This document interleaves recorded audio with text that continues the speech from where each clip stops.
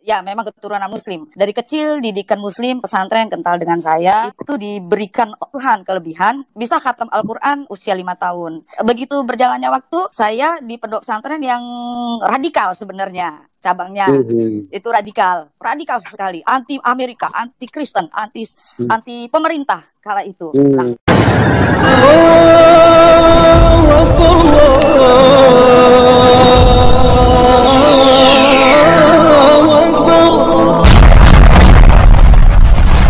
Bismillahirrahmanirrahim. Sebelum kita lanjut, jangan lupa subscribe, like, komen, dan share. Terima kasih. Jazakumullah.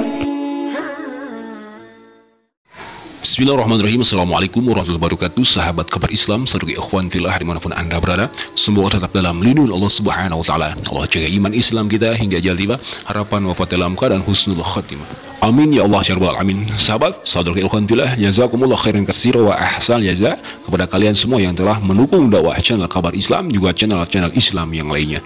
Nah, baiklah sahabat ikhwan fillah, dalam kesempatan kali ini kita akan menanggapi mengomentari sebuah video yang terlihat kita di sini ada seorang perempuan, di mana seperti biasa ini adalah pengakuan atau kesaksian. Dia menyebutkan dia itu seorang murtadin. Kami tidak akan mempermasalahkan dia murtad atau tidak, tetapi apabila dia membawa agama Islam, dia menyebutkan sesuatu tentang agama Islam, maka patut kita untuk menanggapi, untuk meluruskannya. Semoga bermanfaat. Mari kita simak terlebih dahulu. Silakan. Di usia 35 saya ya memang keturunan muslim. Dari kecil didikan muslim, pesantren kental dengan saya. Saya itu 8 bersaudara, tapi kakak saya nomor 1 meninggal dunia. Jadi kami 7 bersaudara, saya anak nomor 4. Dari kecil saya memang sangat respect sekali dan sangat memang kental keislaman saya. Di antara 7 bersaudara ini memang disebut paling kental itu saya tentang keagamaan dari kecil. Saya itu diberikan Tuhan kelebihan, bisa khatam Al-Quran usia 5 tahun. Begitu berjalannya waktu, saya di pondok pesantren yang radikal sebenarnya. Cabangnya itu radikal sekali, anti Amerika, anti Kristen, anti pemerintah kala itu. Nah, saya dimasukkanlah dogma-dogma seperti itu. Ketika saya pulang dari pesantren, pulang ke Jambi, pesantrennya tidak di provinsi Jambi, Pastor, jadi di provinsi lain. Itu saya ceritakan keradikalan saya kepada orang tua. Itu saya sudah pakai cadar waktu itu. Saya pakai cadar itu selama 6 tahun. Saya nggak tahu bisa berbalik 180 derajat. Oh, bapak saya kaget. Kenapa kamu jadi begini? Kata gitu. Saya ceritakan, wah begitu luar biasa. Saya menceritakan keradikalan saya, anti Amerika, anti pemerintah, anti segala macam. Itu bapak saya kaget. Saya salah masukkan kamu pesantren kayaknya. Atas Usuluddin, perbandingan agama, kemudian Fakultas Adab Sastra Arab. Nah, disinilah bermulanya Tuhan. Saya mengenal Tuhan. Awalnya di situ di tahun 95 itu, karena kami belajar kristologi, Pastor ya. Zaman saya itu 18 SKS, tapi saya cuma dapat berapa SKS karena berapa semester saya lari. Saya memutuskan untuk tidak lagi ini. Nah, di situ saya baru menemukan dibilang kejanggalan, mungkin terlalu vulgar ya. Cuman mungkin iman saya mengimani ketika itu ada sesuatu yang tersembunyi menurut saya. Yang tersembunyi, yang sebelumnya saya tidak tahu. Dulu saya membaca Al-Quran ala kadarnya, saya ngerti artinya, jadi sekali lewat gitu Pastor. Jadi misalnya saya ayat ini, misalnya Bismillahirrahmanirrahim, Alhamdulillahirabbil alamin, gitu-gitu cuman sekali lewat. Tahu artinya Bismillahirrahmanirrahim dengan menyebut nama Allah yang Maha Pengasih Penyayang, cuman sekali lewat. Alhamdulillah, segala puji bagi Allah Tuhan semesta alam, cuman sekali lewat. Saya tahu al-alamin artinya alam. Beberapa kata-kata di dalam Al-Quran saya mengerti, cuman sekali lewat, tidak saya pahami betul-betul isinya. Kemudian memang salah satu ayat yang benar-benar membuat saya itu luar biasa, perkenalan saya mula-mula, ta'aruf saya mula-mula dengan Yesus ini luar biasa di surat Az-Zukhruf ayat 61 yang bunyi wa innahu la ilmul lis-saati fala tamtarunna biha wattabi'unna hadza shiratal mustaqim. Di situ dikatakan, dan sesungguhnya Isa itu benar-benar tahu hari kiamat, memberikan pengetahuan tentang hari kiamat. Karena itu janganlah kamu ragu tentang hari kiamat itu, dan ikutilah jalan yang lurus. Nah, saya bingung, sedangkan saya diajarkan dari kecil, bahkan Rasulullah Muhammad SAW SAW saja tidak tahu hari kiamat seperti apa, tidak mengerti hari kiamat bentuknya apa. Itu Muhammad itu tidak tahu. Tetapi di Al-Quran dikatakan pengetahuan yang saya dapatkan dari kecil bahwasanya tidak satu pun yang mengetahui hari kiamat kecuali Allah Subhanahu wa Ta'ala. Nah, berarti di ayat ini Isa tahu hari kiamat, Pak. Sedangkan jadi begini, sedangkan Islam mengakui bahwasanya yang mengerti hari kiamat itu cuman Allah, bahkan Muhammad tidak mengerti. Sedangkan di ayat ini dikatakan yang mengerti pengetahuan itu Isa. Berarti Isa sama dong sejajar dengan Allah. Kalau menurut pengertian saya, ketika itu, loh kok jadi begini? Begitu. Saya ubek-ubek lagi. Itu ayat-ayat yang membuat saya ta'aruf sama Yesus. Kemudian saya begitu belajar lagi, saya bertanya ke sini, bertanya ke situ. Jawabannya ya seperti yang saya dapatkan ngambang gitu. Jadi, oh itu asbabun nuzulnya begini. Oh itu ada pembenaran.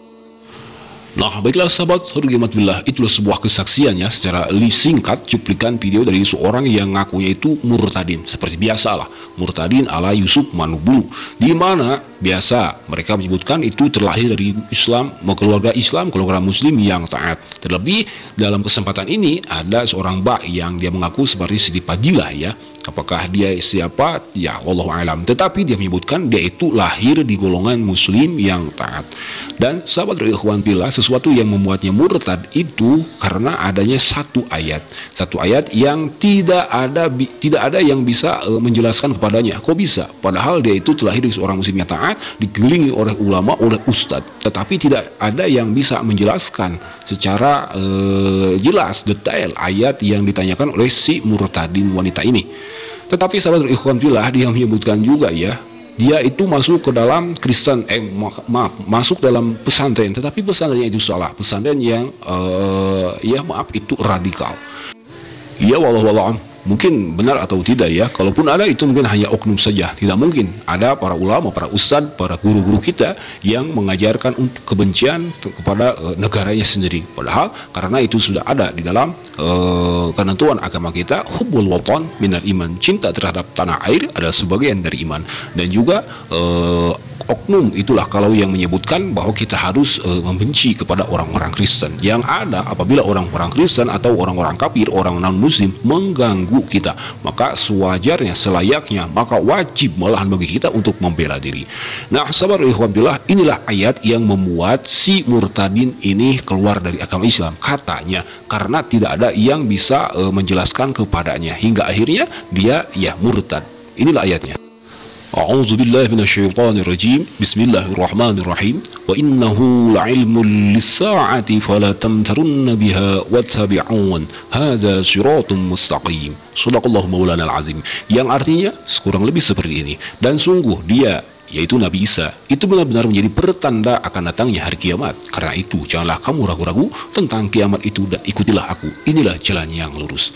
Nah sahabat ikhwan fillah, dalam kesempatan itu si murtadi ini menyebutkan bahwa innahu la'ilmu lis-sa'ati, dia menafsirkan bahwa Nabi Isa itu tahu akan datangnya hari kiamat. Padahal kalau kita membuka tafsir mana saja, dari tafsir Jalalain, tafsir Ibnu Katsir, tafsir Sawi dan yang lainnya, tidak ada yang menyebutkan bahwa Nabi Isa mengetahui kapan datang hari kiamat.